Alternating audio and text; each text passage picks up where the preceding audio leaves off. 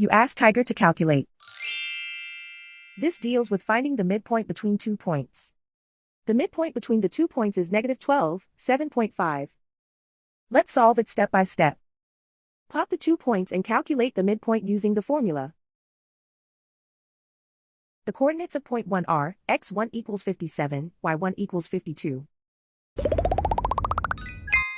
The coordinates of point 2 are, x2 equals -81, y2 equals -37.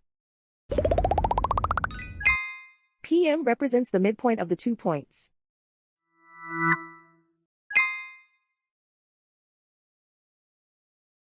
Use the x values in the midpoint formula to find the midpoints x. x1 equals 57. x2 equals -81. Simplify the arithmetic.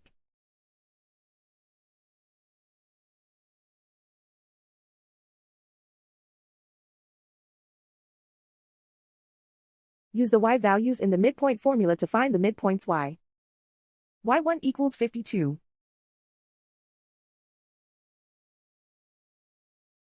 y2 equals -37. Simplify the arithmetic.